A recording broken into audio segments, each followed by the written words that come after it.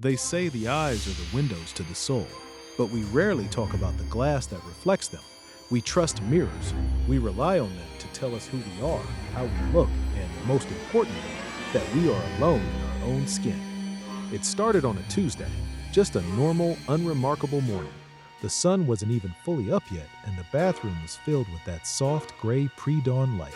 I was brushing my teeth, staring blankly into the vanity mirror, lost in that half-awake fog.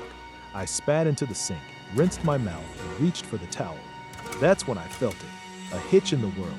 You know that feeling when you're watching a movie and the audio is just a millisecond out of sync with the lips?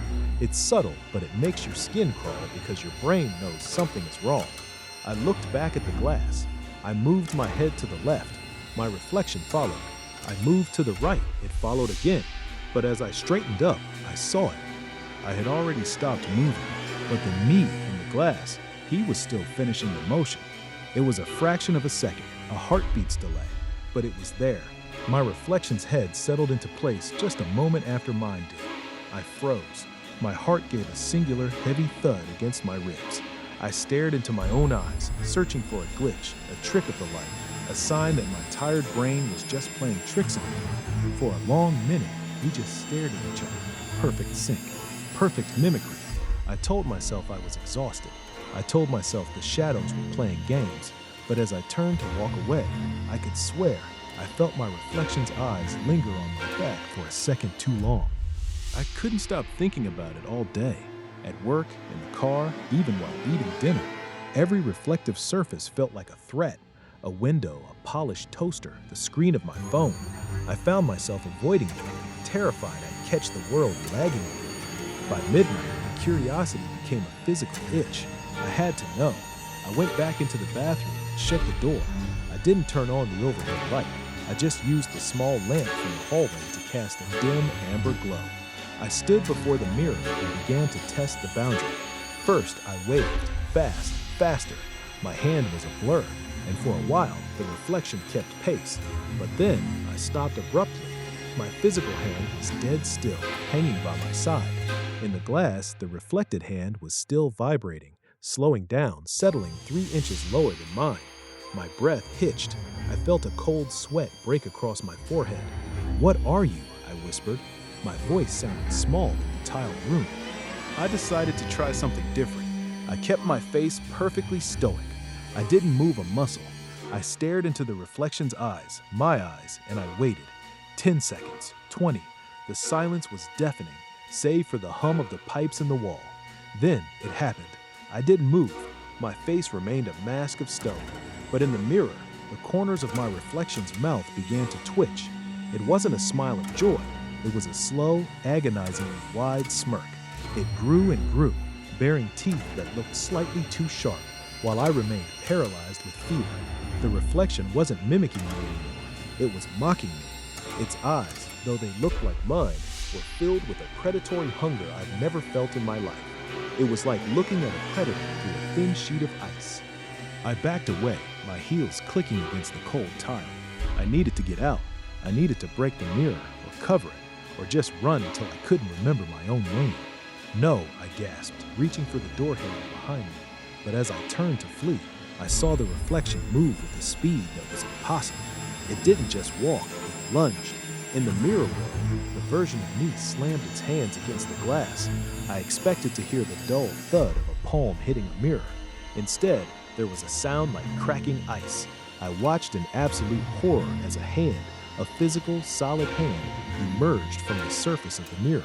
It didn't break the glass. It passed through it like it was nothing more than thick silver smoke.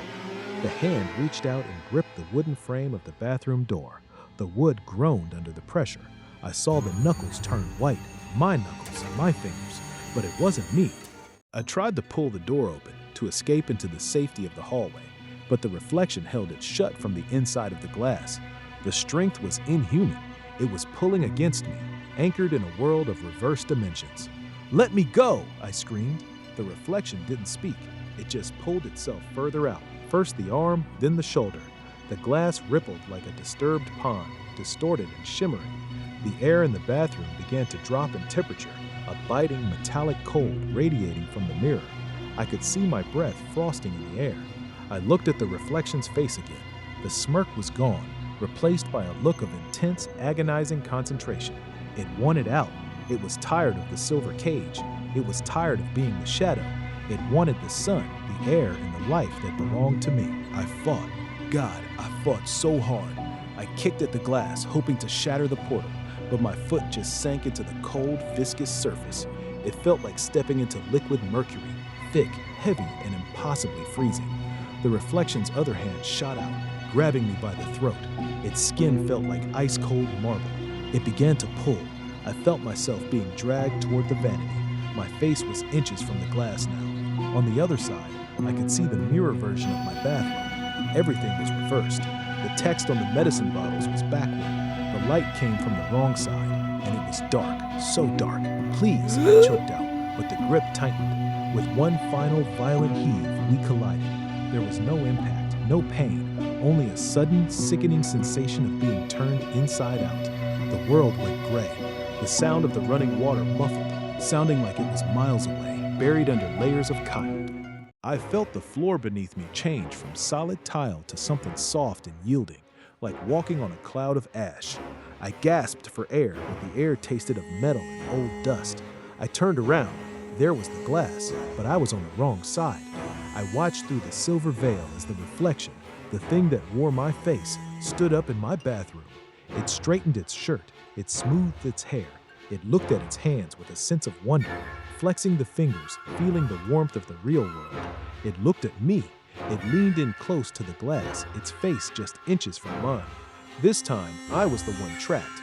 I pounded on the surface, but it felt as solid as a mountain. No sound escaped. The thing that was now me smiled, a genuine, terrifyingly happy smile. It reached out and turned off the light. The last thing I saw before the bathroom went dark was my own shadow walking out the door, closing it behind him, leaving me alone in the silence of the delay. Be careful when you look in the mirror tomorrow morning. If you see a flicker, if you see a lag, don't wait. Don't test it, just run. Because once the delay starts, it's only a matter of time before they catch up.